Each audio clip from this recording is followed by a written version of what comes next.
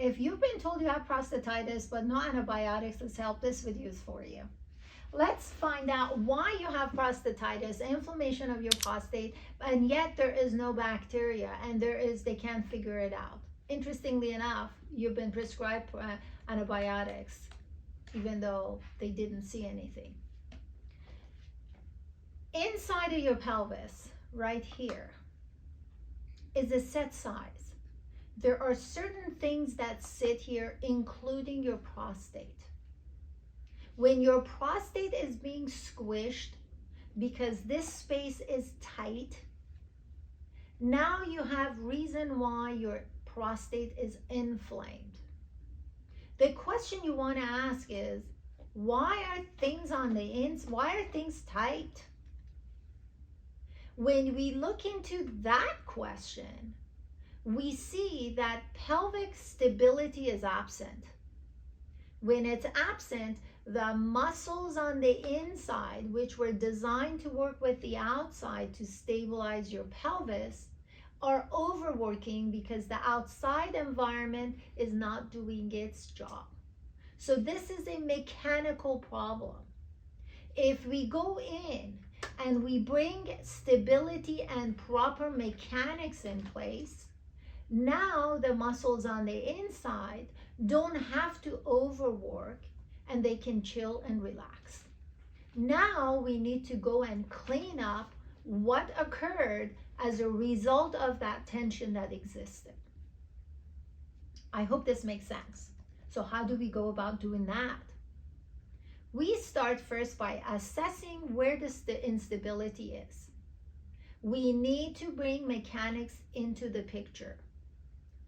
I use developmental exercises, not isolated exercises. And the reason I do that is because those exercises are the reason why you and I and every walking human being on the planet Earth are able to walk. We were all born, we could barely hold our heads up, and we all became running toddlers. No bands, no gyms, no weights. No one told us what to do, and yet we all did the same thing. We went through the same stages. So our brains hardwired that way, our body parts recognize their roles, and when the environment's provided, they will automatically do it. So why don't we learn what that environment and duplicate it? So when it comes to me treating patients with pelvic floor dysfunction, my whole agenda is to teach you what needs to be in place. We start with biological breathing. If you don't know how that's done, we'll put it at the end of this video, but make sure you subscribe to my channel and turn that notification bell on, because I post these things to educate you, and that's needed.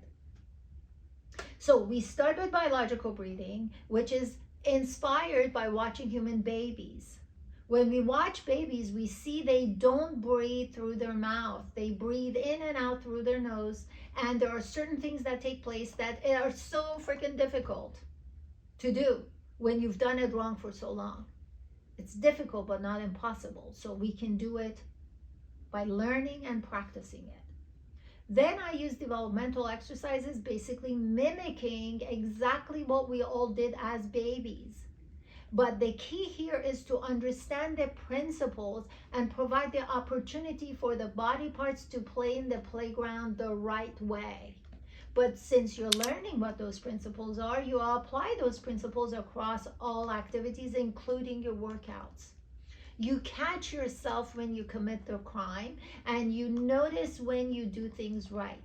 So you need to understand what right is, what your wrong tendency is, how to replace the wrong with the right. That means you cannot be a patient. You have to become an apprentice. Once you learn that, you apply it going forward. This is how the problem is solved. It's simple, it's profound, and it is 100% doable.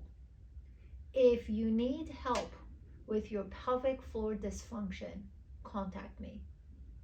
I think I can help you. Thanks for watching.